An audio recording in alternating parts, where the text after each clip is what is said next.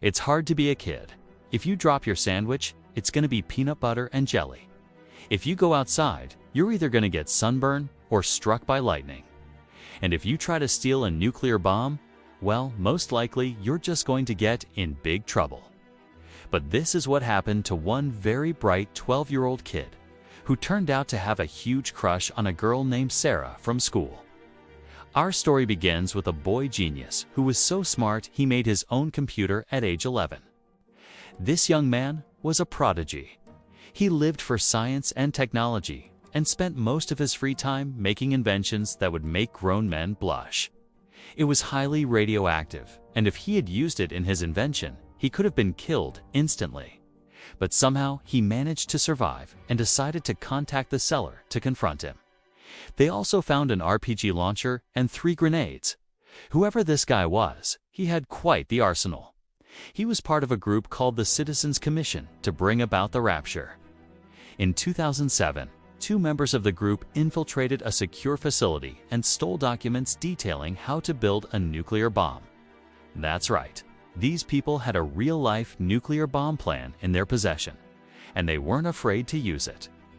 He had an underground bunker filled with guns, ammunition, homemade explosives, gas masks, and a whole lot more.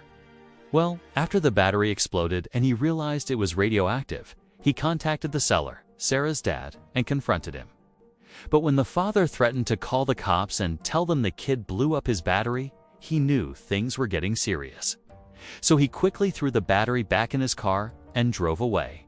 He went straight to his house and put the battery in his backyard. But instead of apologizing, the father was angry.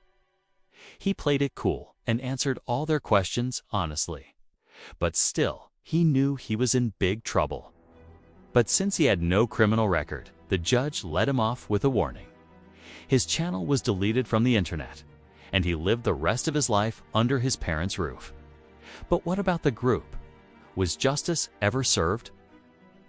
She told him if he ever got into trouble again, she would throw the book at him. But that never happened. The leader of the group, Matthew Hall, was given a life sentence, but he's eligible for parole in 2039. As for Sarah's dad, he's dead. But here's the thing. We may never know if he was the intended recipient of those encrypted messages. We can only speculate, but one theory is that he wanted to use it to blackmail the kid into helping him. But in reality, it was a scary event that could have ended in tragedy. The kid was lucky to survive the explosion and even luckier to escape the clutches of a doomsday cult. If you did, make sure to subscribe to our channel to stay informed and entertained. And if you have any feedback or suggestions, feel free to leave them in the comments below. Thanks again for watching, and see you in the next video. But what's amazing is that he remained silent throughout the entire ordeal.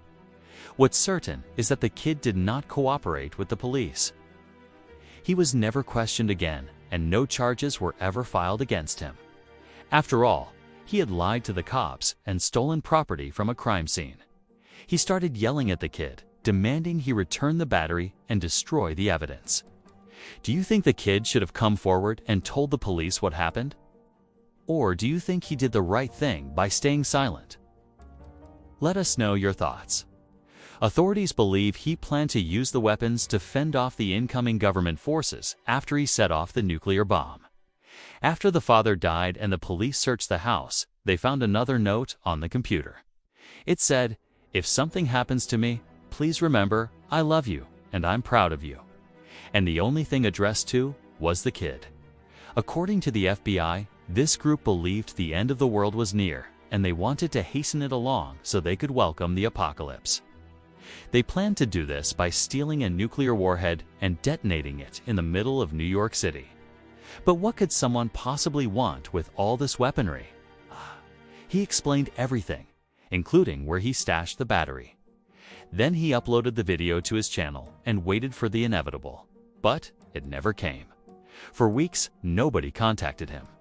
He thought maybe his video had never been seen, but then one day his worst nightmare came true. When they arrived at his house, the officers were shocked.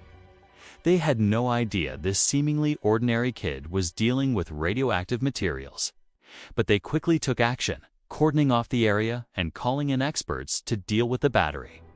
But when he tracked down the seller, he learned something even more shocking. He didn't even tell his parents anything. But afterward, he couldn't sleep.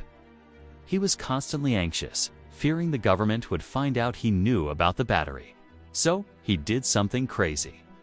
The person he bought the battery from was actually the father of the girl he liked, Sarah. The boy was so advanced in his thinking that he even had a YouTube channel where he would review cool gadgets. But before he was taken into custody, he sent encrypted messages detailing the group's plans to an unknown recipient. But authorities never found out who the message was to. Maybe it was Sarah's dad. Well, we may never know because the father committed suicide after the police raided his house. Now, thankfully, the boy was not hurt during the battery explosion. But the crazy part of the story is not over yet. But the bigger the battery, the higher the price tag, and our young inventor didn't have much money. He was willing to spend around $40 on the device, but everything he found was way more expensive. But then he found something cheap, really cheap. Someone was selling an 88-pound battery for only $13. It was too good of a deal to pass up. So he arranged to meet the seller and buy the battery, and do science experiments, all while wearing a mask to conceal his identity. After he handed over the cash, the boy left with his new battery. But when he got home, he realized there was a huge problem. The battery was giving off a strange green glow, and it was way too heavy to be a regular battery. When he tried to cut it open, sparks flew everywhere and the battery let off a huge explosion. His videos were popular and he gained hundreds of thousands of subscribers.